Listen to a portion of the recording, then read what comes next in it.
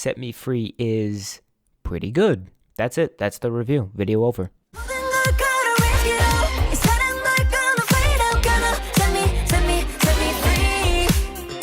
Twice came back with their 12th mini album, Ready to Be. I went to Target, this morning. I literally had one class this morning for college.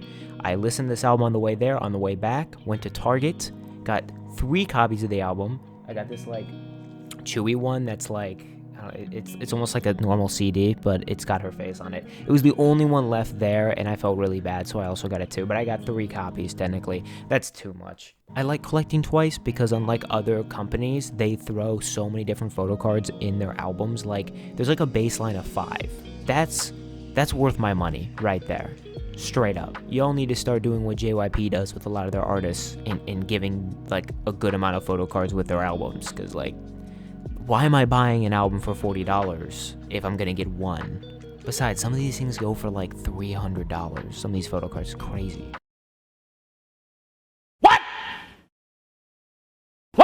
Anyway, let's talk about Set Me Free is a comeback. I'm not going to be talking about the B-sides just because I want those to kind of settle in a little more for me. I have listened to Set Me Free more than the B-sides so far, so I have a more definite opinion on that than the B-sides. So I'll probably talk about those when my March in K-pop video comes out later this month, so I think I'll have a better opinion on it there. And that's the thing, there's going to be a ton of videos, including mine, that comes out talking about this comeback from Twice over the next day or so, and everyone who puts out a video, their opinions are going to be subject to change.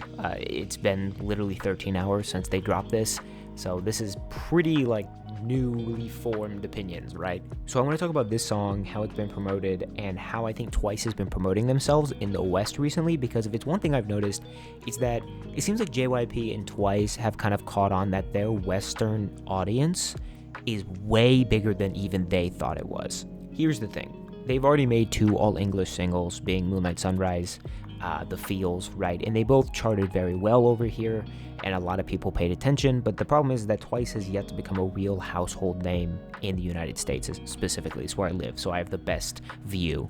When it comes to K-pop in the United States, it's New Jeans right now, it's BTS, and a little bit of Blackpink. Blackpink fades in and out because they're they never come back consistently. I think people know about Twice, but they don't know enough about them. So I think JYP and Twice recently have seen that over the past couple of years and okay, we should promote over in the West more because that's where the market is. Whether people like it or not, the reason K-pop is going to start approaching the West more is because that is where the money is. The United States is the largest music industry in the world, period.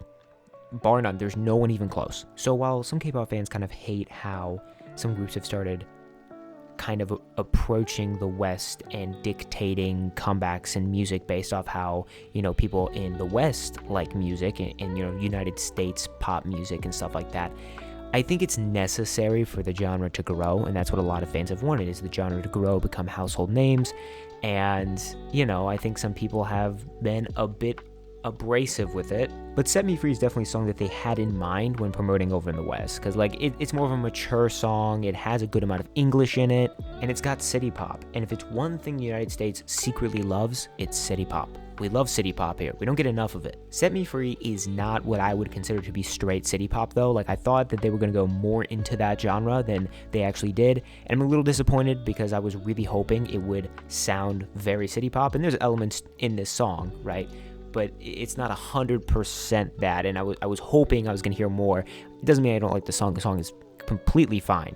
It's a good Twice comeback. I would probably put it somewhere in my top 12, top 10. I'm not sure where, probably on the lower end of that spectrum because, Twice has so many good comebacks. I'm not even sure if it'd be in my top 10. I'm not going to lie to you. But there also isn't a single Korean comeback specifically that I haven't liked from Twice, potentially ever. Even their Japanese comebacks are good. Actually, more and more, I didn't like that one. I think that might be the only Twice comeback that I've not actually liked. So it is completely fine. I would actually say this is a better song than Moonlight Sunrise because the thing is, with a lot of these album releases and when artists release pre-release singles, that's supposed to be kind of hype for the album coming up. That's what a pre-release single is supposed to do. It's supposed to be a very good song that brings in hype for the upcoming album, establishes the mood. I think Moonlight Sunrise kind of does that. I think this album takes directions that I didn't think it was going to.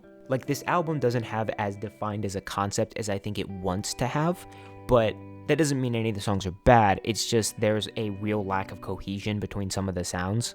Set Me Free is better than Moonlight Sunrise, and that's a good thing because the main release of an album, in my opinion, when you're releasing a pre-release, is supposed to be better than the pre-release because I think it's supposed to be this big event, right? And I think Set Me Free is better than Moonlight Sunrise. I think it's a little bit more catchy. I like the styling of the members this comeback. They kind of continued this like matte gray theme that they had going on with some of their outfits. In Moonlight Sunrise, they had some on too.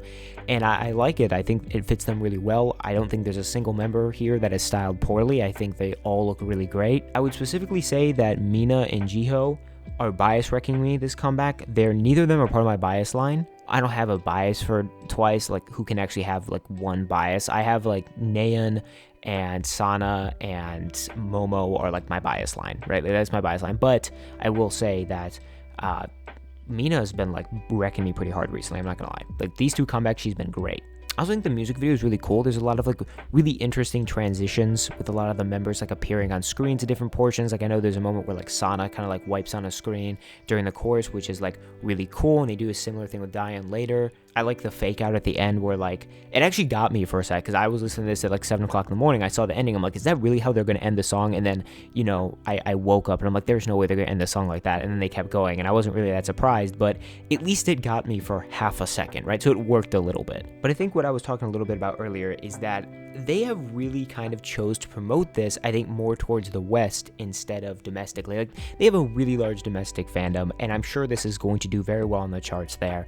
But I think Twice and JYP are kind of starting to realize how big they are in the West because they're big over here. Like even though I wouldn't consider them to be like a super household name like a BTS or a New Jeans right now, like they're still really big. I think they're starting to get a little more attention after their appearance at Billboard Women in Music. That was their first time appearing over at a United States American award show, which was really interesting, and they got to perform, and I think the performance was actually really good besides that Geo mic mishap, which was just bad on Billboard's end. But then on top of that, they chose Jimmy Fallon's show, of all shows, to be the first show to promote this new song on. And I'm glad they chose Jimmy Fallon because I actually kind of like Jimmy Fallon. Like, I don't love him, but if I were going to choose, like, any talk show host to, like, in their shows to have a K-pop performance on, I'd probably choose this one. Correct me if I'm wrong, I don't think they did an interview with him. I think they just did the performance, but maybe they did an interview that I don't know about, or maybe it's coming out soon. I hope they did. It would be kind of disappointing if they just performed. I want to, like, see them sit down and talk. I mean, they don't really have, like, super dedicated English speakers, so it might be a little difficult. Anyway, all of this has me thinking, like, I think Twice kind of realizes how big their American fan base is.